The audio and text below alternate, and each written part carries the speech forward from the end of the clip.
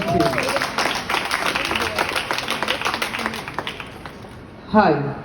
Does anyone think that they know what this number might represent? Yeah. Okay, spot on, exactly. So this number is a rough estimate of the amount of apps on the App Store. Does anyone know what this number might represent? Yeah. Oh, exactly, it's 50,000. So this number is an average lines of code on an average app on the App Store. So it means that we have roughly around 100 billion lines of code on the App Store. And if we were to distribute that number among the people who live on this earth, they'd get roughly around 13 lines of code. Some of you might know these, and throughout my 13 years of life, I've learned most of these languages. So Scratch.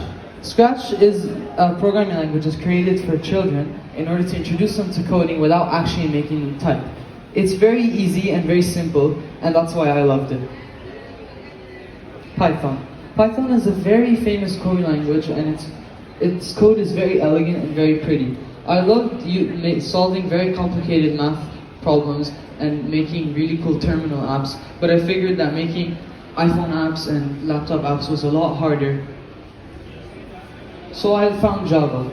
Java is a very famous programming language as well, and I barely dabbled into it because it wasn't as easy to make as Swift. Swift is Apple's programming languages. They use this programming language to make all of their devices, all of their apps on their devices. So what have I achieved? I teach a class after school. I've introduced countless people into the world of code. I made apps for my friends, and I'm still making apps for my friends. I moderate a Swift community of over 100 people. I've made apps that compile news from a bunch of different websites.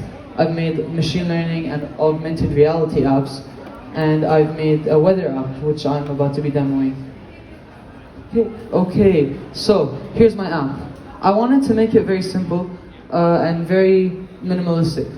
So this is another feature by Xcode that's made by Xcode that I really love. It's called the simulator. I'll take you guys through the code a little bit, and I don't want it to get too technical, so I'll just quickly glance over the code.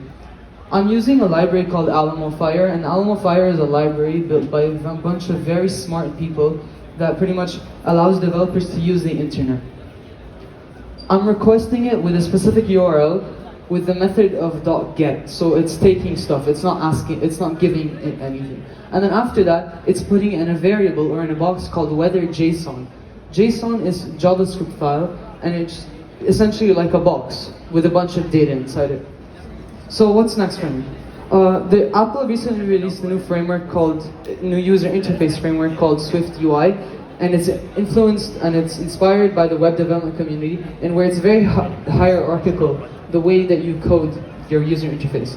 I want to learn that because I think it's something that can really expand my skills in terms of design, because you can make very complicated designs very simple.